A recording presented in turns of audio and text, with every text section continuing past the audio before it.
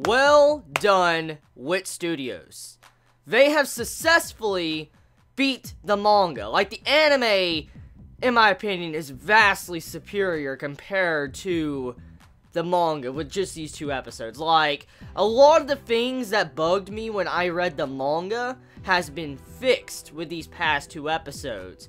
And my hat, if I had a hat on, my hat's off to Wit Studios for actually making this series very fucking enjoyable. Now, I know for a fact it's not the best thing ever, but it's a very damn enjoyable series. And like I said, they have definitely improved a lot of aspects compared to what the manga did. Because as I said in my last review, I got a lot of Eren Yeager vibes from the main male character, and just, you know, certain things just kind of felt very weird and similar to Attack on Titan in different aspects, along with Blue Exorcist if they were to cross over. And so to see how this series is actually kind of standing on its own 2 feet, and it kind of feels like a different type of series, I'm really satisfied. I really am satisfied as an anime watcher of this series. I am absolutely satisfied with these past 2 episodes. Like, the Wit Studio is improving the manga. They're adding different little scenes, or the way they rearrange certain scenes and stuff. They're doing a good job with the dialogue, the voice acting, and stuff like that. They've just done a damn good job when it comes to animating this series. So, well done. Well done. Okay, so here's the thing. With this episode of Seraph of the End, we have it to where our main male character has had a time skip. We've had a time skip, and now he's like a couple years older to where he is trying to join like this Moon Demon Company. I think that's the name of it. He's trying to join their, you know, group where he can exterminate vampires and get his vengeance for what happened to him in the past. But before he can do that, he has to make a friend. So that's what this episode kind of focuses on. It's where he needs to stop being selfish. He needs to be able to work with people and have some teamwork, or he's going to not be able to join any company to where he can exterminate vampires, because he doesn't want to trust anyone, he doesn't want to be close to anyone after all the tragedy that he went through in the last episode, because he lost his entire family, he lost his entire family, and he doesn't want to get close to anyone because he's fearful that they might die. So that was his logic he was using in this episode to not have any friends, and he finally sat around and actually got a friend. Like, he got a friend at the end of the episode. He got 2 friends to be exact. Now the story is progressing on, and he's finally going to be able to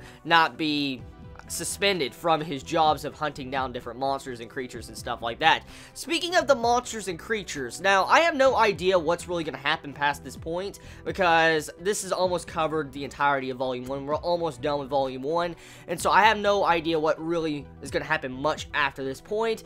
But the overall aspect of those demons and creatures that happened, like, you know, in this episode, like what we got to see at the beginning of the episode, I'm still curious what the hell those are. Like, I mean, there's supposedly remnants after the apocalypse, whatever happened, this virus that killed a majority of humanity, and there's like, you know, 1/10 left of humanity, and that's crazy. That's fucking crazy. So it just goes to show you how strong that virus was, and humanity is still around, still alive, but they're trying to rebuild and get stronger to be able to become the #1 species of the world, as you could see from this episode. And you have to wonder, though, where did these creatures come from? Like, are they, you know, creatures that happened from that virus? Is it from the vampires? Like, are they creatures the vampires made? Are these creatures just, you know, other creatures that were hiding just like the vampires? I mean, you have to wonder right now, where did those, you know, certain monsters and creatures come from? I mean, it's yet to be explained, so I wonder where they came from and, you know, what they are. That's the big question I have right now. Now, we also get to see a first glance at a vampire. For instance, a vampire in this episode escapes like a biological testing facility, and our main male character has to go up against this vampire and test his skills against her. But from what you could see, he's not that strong enough yet to really take down a vampire, but he was holding his own. He did a lot better job holding his own compared to how he was when he was a kid. I mean, if we compare the last episode, when he was a kid, he couldn't even stand up to a vampire, but in this episode, at the very least, he was kind of holding his own. But you can consider this, though. The vampire was incredibly weakened because this vampire was in a biological testing facility, so you can assume that the vampire was starved for blood. The vampire barely had any blood at all, and so this vampire was weakened and not at maximum strength. So the main male character has a lot of improvement to do because he really couldn't even beat a vampire that wasn't even at full strength.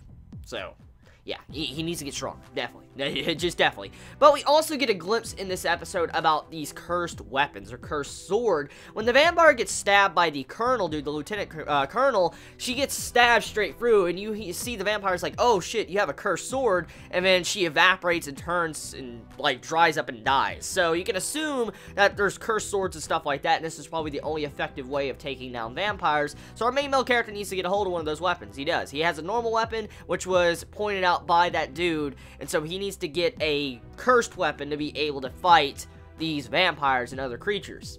So yeah, I think that's the next step forward. I think he needs to figure out how he needs to get a new weapon. So tell me your thoughts. I mean, how do you feel about this series so far? How do you feel about the great music, the great animation, the great direction of this anime? Like, it has a really good director. Whoever's directing this is doing a damn good job. I wonder if it's the same director that did Attack on Titan. I know the company's the same, but I wonder who the director is, because the director is doing a damn good job when it comes to directing this anime so far. And the opening song, oh shit, that opening song is one of the best opening songs of this season. Like, oh god, that opening, man. Oh, shit. That's my type of opening. Like, the music and stuff. Yo, that is my opening. That is my opening. Like, seriously, that's one of my favorites of this season. So, yeah, tell me your thoughts. You all have a wonderful day or not wherever you live. Please be safe. Chibi out.